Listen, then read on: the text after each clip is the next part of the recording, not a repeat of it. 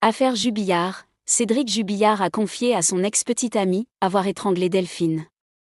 L'ex-petite amie de Cédric Jubillard a confié au Parisien que ce dernier lui avait partagé de nombreux éléments sur le meurtre de sa compagne Delphine en 2020. Il est déjà arrivé qu'il me menace physiquement au parloir et qu'il me balance des trucs dingues sur ce qu'il avait pu faire à Delphine. Dans un article publié jeudi dans Le Parisien, l'ex-petite amie de Cédric Jubillard, qui sera jugée en septembre pour le meurtre de sa femme Delphine, a partagé de récents aveux que le détenu aurait tenus au parloir de sa prison de Haute-Garonne. Il m'a dit avoir étranglé Delphine et a même imité sur moi le geste qu'il aurait fait pour la tuer, a raconté cette femme entrée en relation avec le suspect début 2021. L'homme de 37 ans lui a assuré que tout le meurtre s'était passé à l'intérieur de la maison, dans le salon, sans un bruit quasiment. Cédric Jubillard, mis en examen et incarcéré depuis le 18 juin 2021, a également expliqué avoir caché le corps de Delphine sur une exploitation agricole, un lieu qu'il connaissait depuis un mois.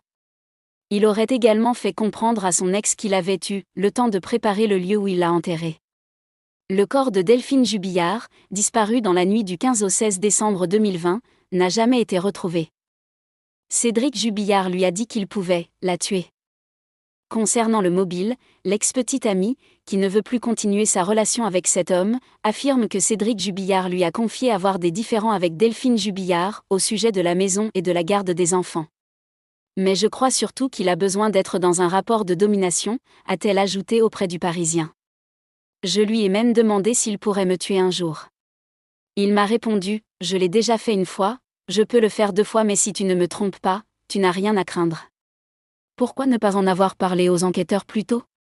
Elle explique aux médias que les versions des faits du détenu, au fil des conversations, évoluaient toujours un peu. Cédric Jubillard a souvent eu des versions contradictoires depuis son arrestation et clame toujours son innocence. Il doit être jugé à partir du 22 septembre devant la cour d'assises d'Albi, dans le Tarn.